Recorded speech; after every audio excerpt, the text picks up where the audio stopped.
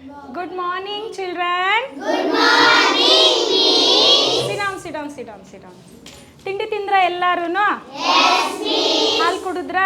Yes, Miss. Very good. ಇವತ್ತು ನಿಮಗೆಲ್ಲ ಒಂದು ಸರ್ಪ್ರೈಸ್, ನಿಮಗೆಲ್ಲ ಇಷ್ಟ ಆಗಿರೋ ಒಂದು ಕತೆ ಹೇಳ್ತೀನಿ ನಾನು. ಏನಿರ್ಬೋದು, ಯಾವುದು ಇವತ್ತು ಒಂದು ಹೊಸ ಪುಸ್ತಕ ಇಂಟ್ರೊಡ್ಯೂಸ್ ಮಾಡಿಕೊಡ್ತೀನಿ. ಅದರಲ್ಲಿ ಒಂದು ಚೆನ್ನಾಗಿರೋ ಕಥೆ ಇದೆ. ಓಕೆನಾ? ನಿಮಗೆಲ್ಲ ಇಷ್ಟ ಆಗುವಂಥ ಕ್ಯಾರೆಕ್ಟರ್ ಅದು.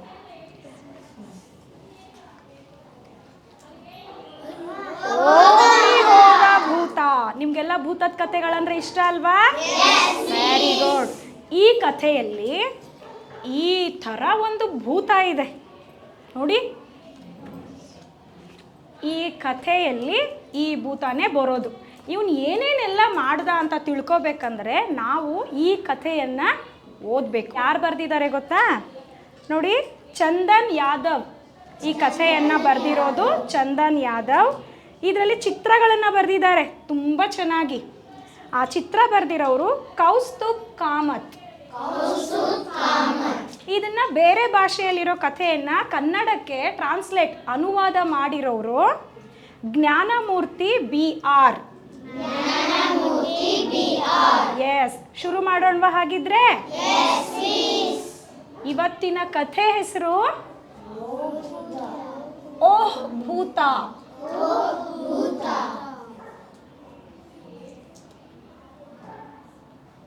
ಈಗ ಈ ಕತೆ ಪುಸ್ತಕ ನೋಡಿದ್ರಲ್ಲ, ಏನಿರ್ಬೋದು ಕತೆ? ಏನಾದರೂ ಐಡಿಯಾ ಇದೆಯಾ ನಿಮಗೆ? ನೀವು ಅಂದ್ಕೊಂಡಿದ್ದೀರಿ, ನೀವು ಅಂದ್ಕೊಂಡಿರೋ ಭೂತನೇ ಬೇರೆ, ಅದ್ರ ಕಥೆನೇ ಬೇರೆ, ಇಲ್ಲಿ ಇರೋಂತಹ ಭೂತನೇ ಬೇರೆ. ಇದು ಏನೇನು ಮಾಡ್ತು ನೋಡೋಣ, ಓಕೆನಾ? ಈಗ ಭೂತ ಅಂದರೆ ಎಲ್ಲ ಚಿಕ್ಕ ಮಕ್ಕಳಿಗೆ ತುಂಬಾ ಇಷ್ಟ, ಹೆದರ್ಕೋತಾರೆ ಆದರೂ ಇಷ್ಟ. ಒಂದು ಫಿಲಮ್ ನೋಡಬೇಕು, ಭೂತ ಪಿಕ್ಚರ್ ನೋಡಬೇಕಂದ್ರೆ ಎಲ್ಲರಿಗೂ ಇಷ್ಟ.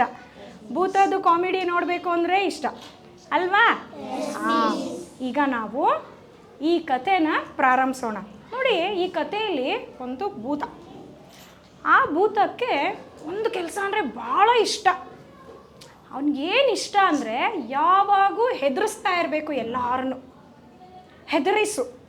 ಹೆದರಿಸೋದು ಅಂದರೆ ಏನು?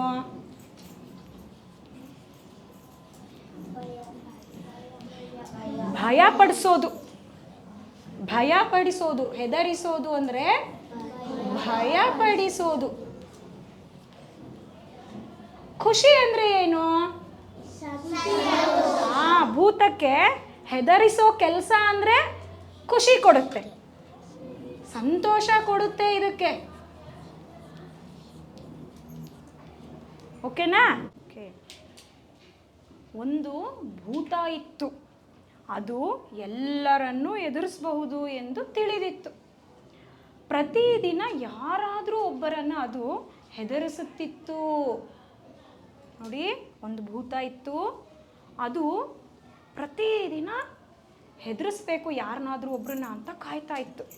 ಅದೇ ರೀತಿ ಎಲ್ಲ ಒಂದು ದಿನ ನಾಯಿಯನ್ನು, ರೈತನ್ನು, ಒಂದು ಮಗುವನ್ನು ಕೂಡ ಹೆದರಿಸ್ತು.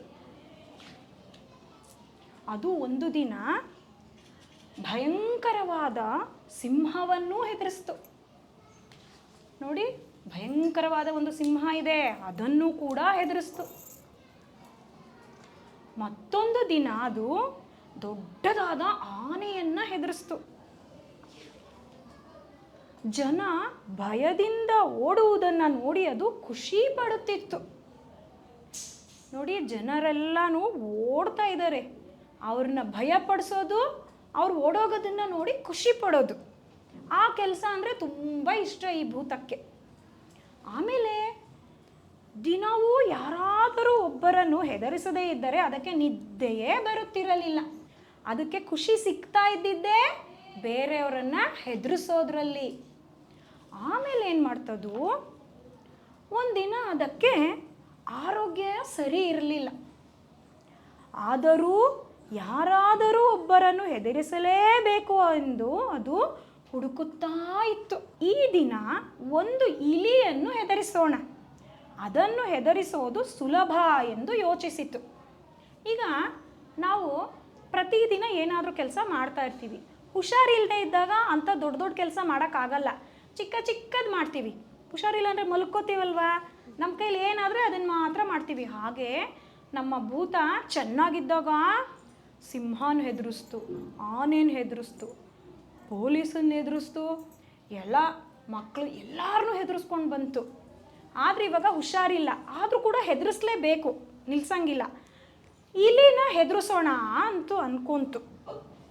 ರಾತ್ರಿ 12 ಗಂಟೆ ರಾತ್ರಿ ಅಂದರೆ ಎಲ್ಲ ಚೆನ್ನಾಗಿ ನಿದ್ದೆ ಮಾಡಿಬಿಡ್ತೀವಲ್ವ ನಾವು, ಹಾಗೆ ನಮ್ಮ ಇಲಿನೂ ಕೂಡ ನಿದ್ದೆ ಮಾಡ್ತಾ ಇದೆ. ರಾತ್ರಿ ನಿದ್ದೆ ಮಾಡ್ತಾ ಇದೆ. ಮುಂದೆ ಏನಾಯಿತು, ಅಲ್ಲಿ ಧಮ್ ಧಮ್ ಇಲಿಗೆ ಶಬ್ದ ಕೇಳಿಸ್ತು, ಸದ್ದಾಯಿತು. ಇಲಿ ಎಚ್ಚರವಾಯಿತು. ಧಮ್ ಧಮ್ ಅನ್ನುವ ಶಬ್ದ ಕೇಳಿಸ್ತಲ್ಲ, ಯಾರ್ದಿರ್ಬೋದು ಶಬ್ದ? ಇಲಿಗೆ ಗೊತ್ತಿಲ್ಲ ಯಾರು ಬಂದಿದ್ದಾರೆ, ಗೊತ್ತಿಲ್ಲ. ನಾವು ಮಲ್ಕೊಂಡಿದ್ದೀವಿ, ಏನಾದರೂ ಶಬ್ದ ಆಯಿತು ಗೊತ್ತಾಗುತ್ತಾ ಕಣ್ಬಿಟ್ಟು ನೋಡೋವರೆಗೂ? ಇಲ್ಲ. ಇಲಿ ಏನು ಮಾಡ್ತು ನೋಡೋಣ. ನೋಡಿ, ಇಲಿ ಹೆದರ್ಕೊಂಡು ಯಾರದು ಅಂತ ಕೇಳ್ತು. ಆಗ ಭೂತ, ನಾನು ಭೂತ. ಇಷ್ಟು ಸೌಂಡ್ ಕೇಳಿಸ್ತಿದ್ದಂಗೆ ಇಲಿ ಏನು ಮಾಡಿರ್ಬೋದು? ಯಾರು ಹೇಳ್ತೀರಿ? ಓ ಕರೆಕ್ಟ್, ಓಡೋಗಿರ್ಬೋದು. ನಮಗೆ ಗೊತ್ತಿರೋ ಇಲಿ ಆದರೆ ಈ ಶಬ್ದ ಕೇಳಿದ್ರೆ ಓಡೋಗಿರುತ್ತೆ. ಆದರೆ ನಮ್ಮ ಕಥೆಯಲ್ಲಿರೋ ಇಲಿ ಏನು ಮಾಡ್ತು? ಅದನ್ನು ಕೇಳಿ ಇಲಿ, ಅಯ್ಯೋ ಭೂತಾನ, ನಾನೆಲ್ಲೋ ಬೆಕ್ಕು ಅಂದ್ಕೊಂಡು ಬಿಟ್ಟಿದ್ದೆ. ಹಾಂ ಮಕ್ಕಳ, ಈಗ ನೀವೇನಾದರೂ ಈ ಕತೆಗೆ ಹೆಸರಿಡೋದಾಗಿದ್ರೆ ಏನು ಹೆಸರಿಡ್ತಾ ಇದ್ರಿ? ಯಾರಿಗೆ ಗೊತ್ತು? ಕೈ ಹೇಳ್ತಿ. ನೀನು ಹೇಳು. ಪಿಂಕು ನೀನು ಹೇಳಪ್ಪ. ಇಲಿರಾಜ. ಇಲಿರಾಜ. ಇಲಿ ಮತ್ತು ಭೂತ. Very good. ಕಾವ್ಯ ನೀನು ಹೇಳು. ಧೈರ್ಯದ ಇಲಿ. ಧೈರ್ಯದ ಇಲಿ. ಕವಿನೇಶ್ ನೀನು ಹೇಳಪ್ಪ. ಓಡಿ ಹೋದ ಭೂತ. Very good. ಇಲಿನೇ ಭೂತಕ್ಕೆ ಹೆದರಿಸ್ದಂಗೆ ಆಗೋಯ್ತು. ನೋಡಿ, ಹೆದರಲಿಲ್ಲ ಅಲ್ವಾ ಇಲ್ಲಿ? ಭೂತನೇ ಓಡೋಯ್ತು. ಹಾಗಿದ್ರೆ ಈ ಕಥೆಗೆ ನಾವು ಆಗಿದ್ದಿದ್ರೆ ಓಡಿ ಹೋದ ಭೂತ ಅಂತಾನೆ ಹೆಸರಿಡಬಹುದಿತ್ತಲ್ವಾ? ಏನು ಹೆಸರಿಟ್ವಿ ಈಗ? ಓಡಿ ಹೋದ